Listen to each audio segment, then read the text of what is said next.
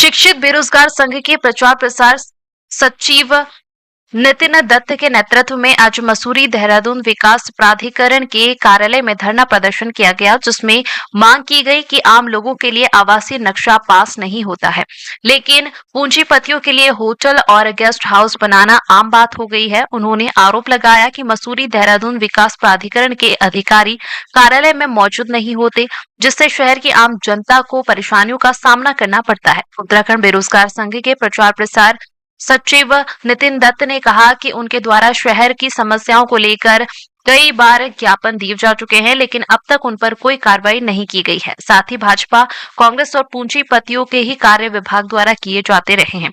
इस मौके पर मोहन केंतुरा ने विभाग पर भ्रष्टाचार का आरोप लगाते हुए कहा कि उनके द्वारा पिछले 6 माह से विभाग के चक्कर काटे जा रहे हैं, लेकिन कभी अधिकारी नहीं मिलते तो कभी उन्हें दूसरी तारीख दी जाती है।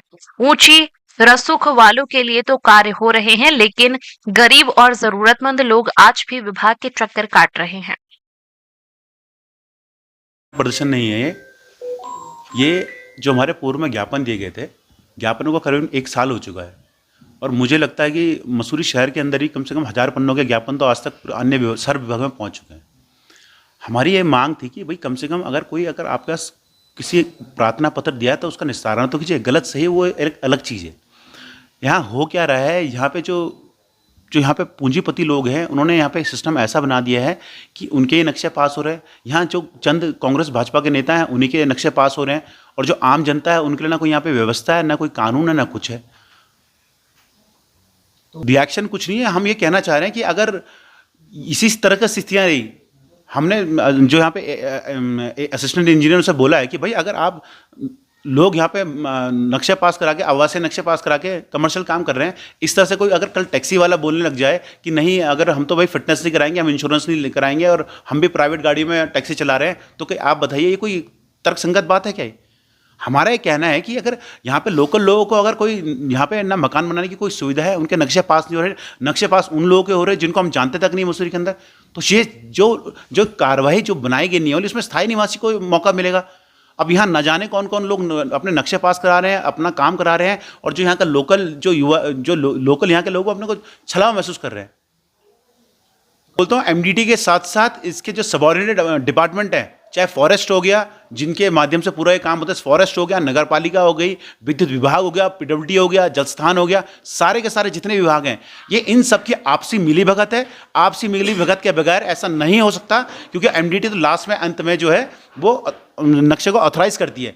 ये सारा का सारा करप्शन जो है जड़ से चल रहा है और इस करप्शन की वजह से हमारा पूरा शहर जो है वो बर्बाद हो चुका है। जंगल, नाले, खाले, रोडों के किनारे की सारी जगह लोग कब्जाई जा चुकी है, अवैध रूप से खनन चल रहा है, पेड़ काटे जा रहे हैं और सबसे बड़ी बात है हमारी संस्कृति जो हमारे शहर की है, जो हमारे यहाँ पे जो हमारे जंगल और जमीन की जो जिस लड़ाई को हमने आज तक लड़ा था, जिसके लिए उत्तराखंड बना था, उसका जो एक मकसद है वो खत्म होता जा रहा है। और अगर इस प्रदेश के अंदर, इस शहर के अंदर यहाँ पे लोकल युवा नहीं रहेगा, यहाँ का लोकल जो स्थानीय निवासी है, अगर उसको उसका अधिकार नहीं मिलेंगे, तो मैं आपसे पूछना चाहता हूँ तो यहाँ अधिकार किसको मिलेंगे? जिन लोगों की, जिन बांग्लादेश और पाकिस्तान की बातें हमारी सरकारें करती हैं या किसी और अन्य माध्यम से सरकार ये बोलती है, तो उनसे मैं पूछना चाहता हूँ कि अगर लोकल लोगों को यहाँ पे मकान की आवास की व्यवस्था नहीं मिलेगी, जो कि एक आदमी जो यहाँ पर आके 10-10, 15-15 हज़ार में नौकरी कर रहा है, 5,000 रुपये कमरा किराया दे रहा है, उसके लिए क्या सरकार की व्यवस्था है कि यहाँ पे जो नेता लोग हमारे हैं वो अपने ही नक्शे पास कराने लगे में, कोई पति पत्नी के नाम से नक्शे पास करा रहा है, कोई भाई भतीजे के नाम से नक्शे पास करा रहा है। तो ये आपसे पूछना चाहूंगा, इस मसूरी के शहर से पूछना चाहूंगा, क्या ये तर्कसंगत है?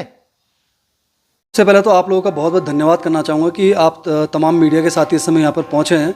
लेकिन सबसे बड़ी बात ये है कि मेरे को तो एक हिंदी पिक्चर का वो डायलॉग भी याद आ रहा है जिसमें तारीख पे तारीख, तारीख पे तारीख, इस तरीके की चीज़ें चलती थी। ये देखिए फाइल हमारे पास इस वक्त है। मैं दिखाना चाहूँगा पिछले 6 माह से हम लगातार जो है एमडीटी के दफ्तरों के चक्कर काट रहे हैं। कभी यहाँ पर कोई अधिकारी यहाँ पर मौजूद नहीं होता है। आज भी अगर यहाँ पे कोई अधिकारी, पिछले 3 घंटे से हम यहाँ पे बैठे हुए हैं, बाहर यहाँ बिल्कुल ज़मीन में बैठ रखा है। आप सोचिए कितना ठंडा है। और अभी वो आने के बाद फिर हमें एक नई डेट देते हैं कि, और डेट भी नहीं दे रहे हैं, अभी वो सिर्फ ये कह रहे हैं कि अभी हम अपने उच्च अधिकारियों से बात करेंगे, उसके बाद जो होगा इसमें तब जाके हम कुछ इसमें कार्रवाई कर पाएंगे। आप सोचिए कि एक होटल जो है, होटल बोलें या इसको गेस्ट हाउस बोलें, कि किस तरीके से यहाँ पर पूरा देखिए नक्शे के अंदर रेड मार्क हो रखे हैं जगह जगह, और एनएच की रोड के जस्ट बगल के अंदर अपना जो है होटल का वो निकाल देते हैं, गेट निकाल देते हैं। इस पर अभी तक कोई 6 माह से कोई कार्रवाई नहीं हुई है। तो आप ये सोचिए किस तरह की कार्यशैली यहाँ पर चल रही है।